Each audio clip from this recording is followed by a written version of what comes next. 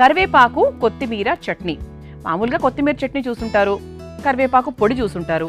మరి కరివేపాకు కొత్తిమీర కలిపినటువంటి చట్నీ ఎలా ఉండబోతోంది ఈరోజు తెలుసుకుందాం. ముందుగా కావాల్సిన పదార్థాలు ఏంటో చూసేయండి.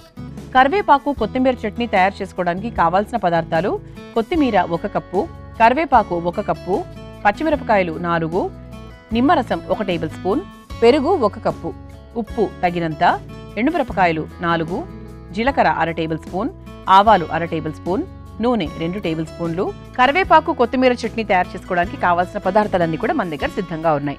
అన్ని ఇంట్లో ఉండేవే అండి. మీరు ఈ నిమిషం అనుకుంటే మరో 5 నిమిషాల్లో ఈ పచ్చడి తయారు చేసేసుకోవచ్చు. ఎందుకంటే కొత్తిమీర మన ఇంట్లో ఉండేదే, కరివేపాకు మన ఇంట్లో ఉండేదే. ఇందులో ఇప్పుడు నేను వేసేవన్నీ కూడా మన ఇంట్లో నిత్యం ఉండేవే కాబట్టి మనకు టెన్షనే లేదనమాట. ఇక కరివేపాకు గురించి అందరూ ముందుగా గుర్తొచ్చేది ఏంటి? కరివేపాకు గురించి మాట్లాడాలి అంటే జుట్టుకు చాలా మంచిది. కరెక్ట్. అంటే ఇప్పుడున్నటువంటి జనరేషన్లో జుట్టు చాలా రాలిపోతోంది, ఆడవాళ్ళకైనా మగవాళ్ళకైనా కూడా. అందుకు కరివేపాకు నూనె, కరివేపాకు వంటల్లో వేసుకున్నప్పుడు పడేయకుండా తినమని కూడా చెప్తూ ఉంటారు. అలా మనకి జుట్టుకు అలాగే చర్మానికి కూడా చాలా చాలా మేలు చేస్తుంది.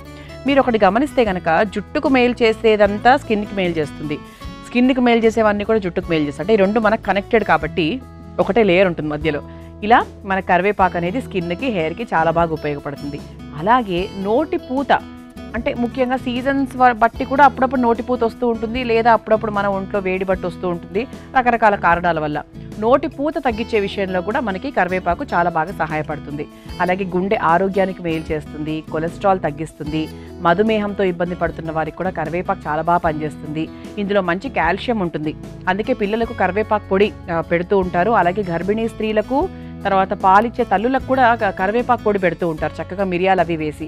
ఏంటి అంటే మనకి కాల్షియం బాగుంటుంది. కాల్షియం బాగున్నప్పుడు పిల్లలు కానీ ఆడవాళ్ళు కానీ చాలా స్ట్రాంగ్గా ఉంటారు, ఎముకలు బలంగా ఉండాలి కాబట్టి కాల్షియము, ఇందులో ఫైబర్ ఎక్కువగా ఉంటుంది, ఫెరోటిన్ ఎక్కువగా ఉంటుంది.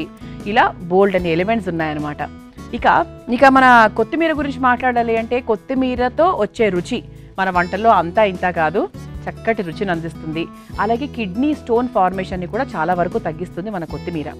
అంతేకాకుండా ఇందులో కాల్షియము, ఫైబరు, ఫెరోటిన్, తర్వాత మ్యాంగనీజు, ఫాస్ఫరస్, ఐరన్, ఇలా చాలా రకాల విటమిన్స్, మినరల్స్ ఇవన్నీ కూడా చాలా బాగుంటాయి.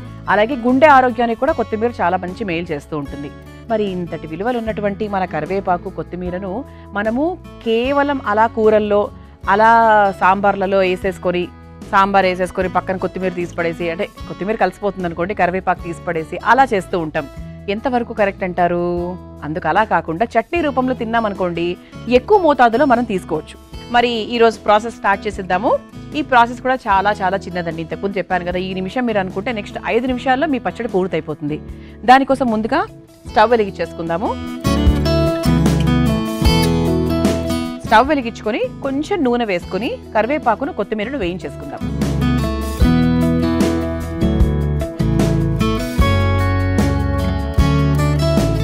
నూనె కాస్త వేడైన తర్వాత ముందుగా కాస్త, అంటే పచ్చివాసన పోయేంత వరకు వేయించుకుంటే సరిపోతుంది.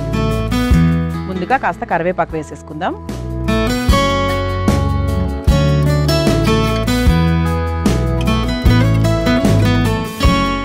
ఆ తర్వాత కొత్తిమీర,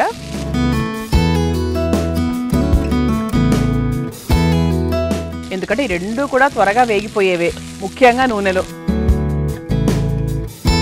ఆ తర్వాత పచ్చిమిరపకాయలు, 4 పచ్చిమిరపకాయలు వేసేసాను.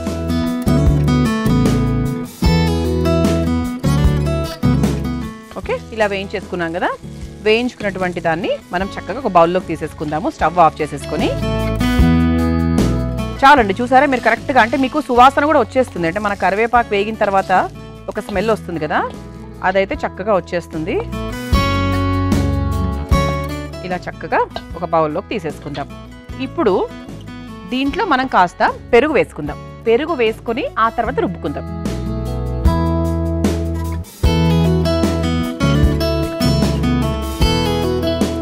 రెండు స్పూన్ల పెరుగు. ఇప్పుడు నేను తీసుకున్న మోతాదుకు తగ్గట్టుగా ఒక 2 స్పూన్ల పెరుగు వేసుకున్నాను. ఉప్పు అయితే నేను రుబ్బుకొని వచ్చిన తర్వాత అప్పుడు ఉప్పు అది కూడా వేసుకుంటాను. సో ప్రస్తుతానికి మాత్రం ఈ కరివేపాకును, కొత్తిమీరను, పచ్చిమిరపకాయలు, అలాగే ఈ పెరుగు వేసినటువంటి ఈ మిశ్రమాన్ని చక్కగా రుబ్బుకొని తీసుకొచ్చేస్తాను. చూసారా, ఇలా చక్కగా కరివేపాకు, కొత్తిమీర, పెరుగు, పచ్చిమిరపకాయలు వీటన్నిటిని కూడా చక్కగా రుబ్బుని తీసుకొచ్చేసాను. పక్కన పెట్టేసుకుందాం. ఆహా, ఇలాంటి పచ్చళ్ళు చూసినప్పుడు ఆకలి ఆటోమేటిక్గా అదే వస్తూ ఉంటుందన్నమాట.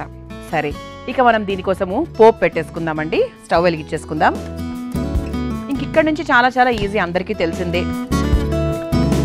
మనకి బాండి మళ్ళీ వేడిగానే ఉంది, కంచు పాత్రలు త్వరగా వేడి తగ్గిపోవనుకోండి.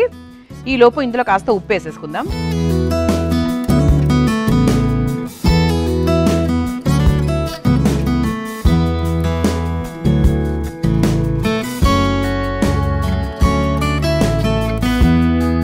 ఇలా చక్కగా కరివేపాకు, కొత్తిమీర వీటన్నిటిని కూడా రుబ్బుకొని తెచ్చేసుకున్నాము. అలాగే కాస్త ఉప్పు కూడా వేసేసి కలిపేశానండి. ఇప్పుడు మనం పోపు వేసేసుకుందాం. పోపుకు సంబంధించి ముందుగా కాస్త నూనె వేడిగానే ఉంది, అంటే బాండి వేడిగానే ఉంది కాబట్టి ఇందులో కొంచెం ఆవాలు, ఆ తర్వాత జీలకర్ర, ఆ తర్వాత ఎండుమిరపకాయలు. చక్కగా బాగుంటుంది అసలైన రుచి. ఒకసారి వేయించేసుకొని స్టవ్ ఆఫ్ చేసేసుకుందాం, ఎందుకంటే బాండి కూడా చాలా వేడిగానే ఉంది కాబట్టి స్టవ్ ఆఫ్ చేసేసాను.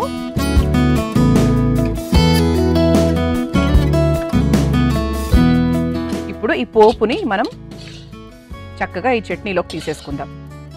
చట్నీనైనా పోపులోకి వేసుకోవచ్చు, లేదు అంటే పోపునైనా చట్నీలోకి వేసేసుకోవచ్చు. అది ఒక్కొక్కరి ఇష్టాన్ని బట్టి ఉంటుంది. మళ్ళీ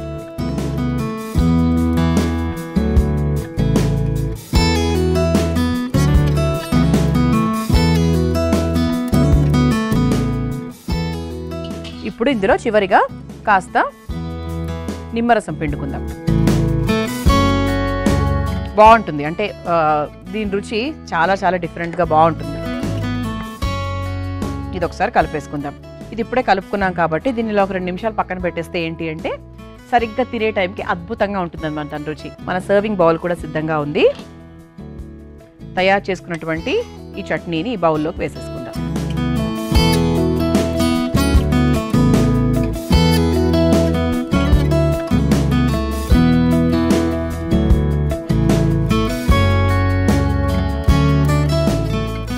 ఇలా చక్కగా కారం కారంగా కరివేపాకు కొత్తిమీర చట్నీ సిద్ధమైపోయింది. దీన్ని మీరు తయారు చేసుకోవాలనుకుంటే కావాల్సిన పదార్థాలు, తయారు చేసుకునే విధానం మరొకసారి చూసేయండి.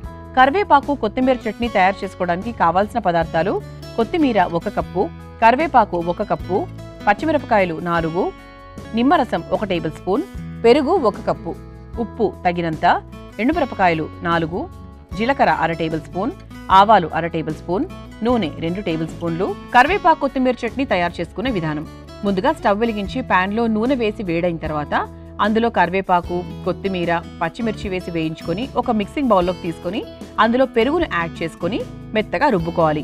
ఇప్పుడు అందులో సరిపడా ఉప్పు వేసి కలుపుకోవాలి. ఇప్పుడు స్టవ్ వెలిగించి ప్యాన్లో నూనె వేసి వేడైన తర్వాత ఆవాలు, జీలకర్ర, ఎండుమిర్చి వేసి వేయించి మిక్సింగ్ బౌల్లోకి తీసుకొని అందులో నిమ్మరసం పిండి బాగా కలిపి సర్వింగ్ బౌల్లోకి తీసుకొని సర్వ్ చేసుకుంటే కరివేపాకు కొత్తిమీర చట్నీ రెడీ.